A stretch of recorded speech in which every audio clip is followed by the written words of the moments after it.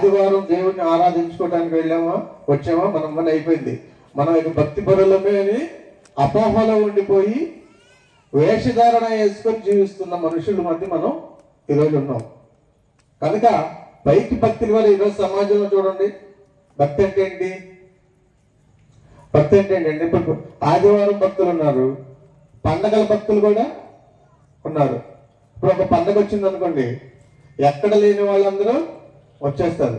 అంటే వాళ్ళు మొక్కులు తెచ్చుకోవడానికి, ఆ రోజు ఏదో అటెండ్ చేసుకోవడానికి. ఏమండి, ఆ రోజు క్రిస్మస్ వచ్చింది అనుకో, చర్చిలు నిండిపోతాయి. బయట ఏమవుతారు? టెంట్లు వేసేస్తారు. ఎందుకు? ఎప్పుడు లేని వారు, ఎప్పుడు చూడని వారు ఆ రోజు తెల్ల బట్టలు వేసుకొని, కొత్త బట్టలు వేసుకొని దేవుని మీద ఏదో భక్తి ఉన్నట్లుగా వస్తారు. వాళ్ళ గురించి ఒక మాట అన్నాడు యెషయా గ్రంథంలో. ఒక మాట చూసేసి మనం ముందుకెళ్దాం. యెషయా గ్రంథం 1వ అధ్యాయం 12వ వచనంలో ఎప్పుడో కనిపించాలని, కాబట్టి నెలకు ఒకసారి, సంవత్సరం ఒకసారి స్కూల్కి వెళ్ళారు అనుకోండి, ఎలా ఉంటుంది? సంవత్సరానికి ఒకసారి ఎవరైనా స్కూల్కి వెళ్తారా? లేదా నెలకు ఒకసారి ఎవరైనా వెళ్తారా కనబడాలని? కనుక ఇది వారానికి వచ్చే భక్తులు ఉన్నారు, నెలలకు వచ్చే భక్తులు ఉన్నారు. ఇంకొక వారం ఉందనుకోండి, నెలకి ఫస్ట్ ఆదివారం కొంతమంది వస్తారండి. ఫస్ట్ ఆదివారం కొన్ని సంఘాలు ఏంటి భోజనాలు పెట్టుకుంటారు, లేదా కొన్ని సంఘాల్లో రొట్టె అక్షరాలు ఇస్తారు. వాళ్ళు వేసుకున్న పద్ధతులు, వాళ్ళు వేసుకున్న సాంప్రదాయాల ప్రకారం. కనుక వీళ్ళకి డేట్స్ ఏమండి, సంవత్సరాలు ఈ రకంగా భక్తి అనుకుంటారు. ఇంకొక భక్తికి ఏంటి?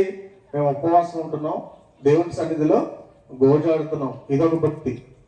లేదు మేము నెలకు దశమ భాగం ఇస్తున్నాం, దశమ భాగం ఇస్తే మాకు చాలు, ఇది భక్తి.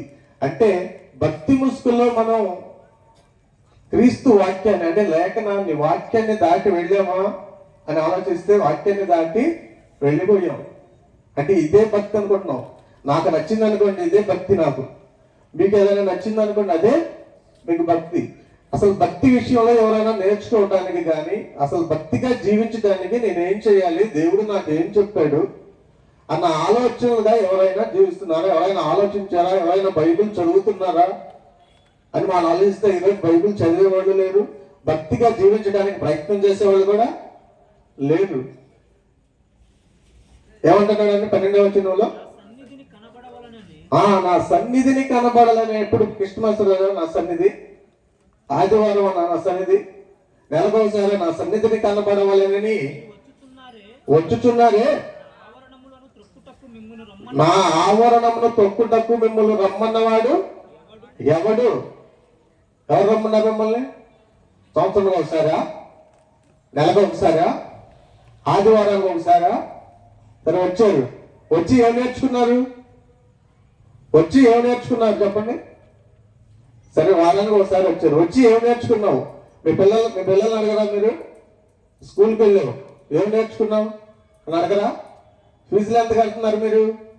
నెలకి ఎంత ఫీజులు కడుతున్నావు, నువ్వు వచ్చి ఎందుకు పండుకుంటున్నావు, నేర్చుకోవా అని మీ పిల్లల్ని దబాయిస్తారా?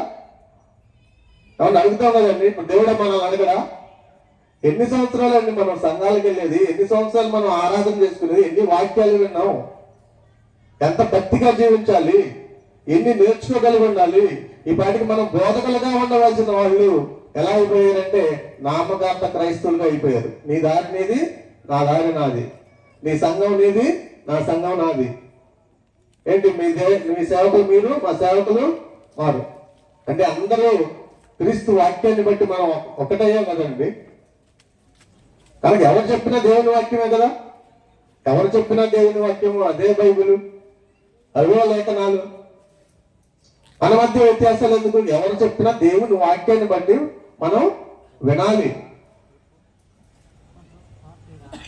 కనుక మనం చాలా జాగ్రత్తగా భక్తి విషయంలో మనం చాలా జాగ్రత్త పడాలి. మనం ఆ భక్తి విషయంలో వెతకాలి. నువ్వు వెతకాలి. యేసుక్రీస్తు వారు ఏమన్నాడంటే, ముందు నా నీతిని, నా రాజ్యాన్ని వెతుకుడి అన్నాడు. ఎక్కడ ఎదుగుతారండి? నా నీతి ఎక్కడ ఉంది, నా రాజ్యం ఎక్కడ ఉంది? ఎవరైనా అడిగారా? లేదా మీ సేవకులు ఎవరైనా అడిగారా? ఏమండి, యేసుక్రీస్తు వారు ఈ మాట అన్నాడు, నా నీతిని, నా రాజ్యాన్ని ఎతకమన్నాడు.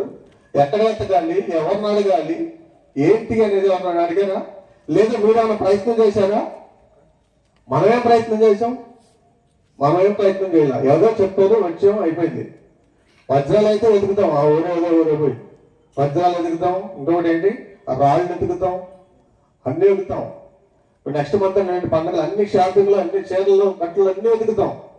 బెండకాయలు ఎదుగుతాం, దొండకాయలు ఎదుగుతాం. ఏమండి? నాణ్యమైనవండి. నీతిని, రాజ్యాన్ని వెతికేది ఎవరు? ఎవరెతికారు చెప్పండి? ఎవరు వెతకాల్సిన అవసరం మనకు లేదు. అందుకే యేసుక్రీస్తు వారు మీరు ఏమి వినిచున్నారో మీరు జాగ్రత్తగా చూసుకోవాలి. మరి ఎక్కడ చూసుకోవాలి? ఎక్కడ చూసుకోవాలండి? మీ చేతిలో ఉన్న బైబిల్, మీ చేతిలో ఉన్న బైబిల్ని మీరు పరిశోధించుకోవాలి, జాగ్రత్తగా చూసుకోవాలి. ఎవరు తప్పు చెబుతున్నారా, ఎవరు వాక్యానుసారంగా ఉన్నదా అనేది మనం చెక్ చేసుకోవాలి. కనుక భక్తి అంటే పైకి భక్తి కలిగే ఉండడం కాదండి, దాని శక్తిని ఆశ్రయించాలి. శక్తి అంటే ఏంటండి? వాక్యంలో ఉన్న శక్తి. యాకోబు రాసిన పత్రికలో మొదటి అయితే 21 వచ్చిన ఏమంటాడు? సమస్తమైన అన్నం చూడండి. యాకోబు రాసిన పత్రిక మొదటి అధ్యాయం 21.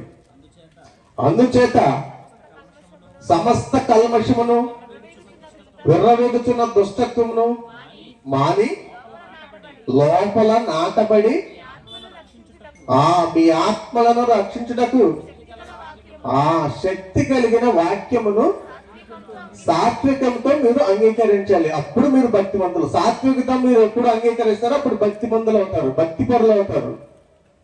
అంటే మన వాక్యమే అంగీకరించాం.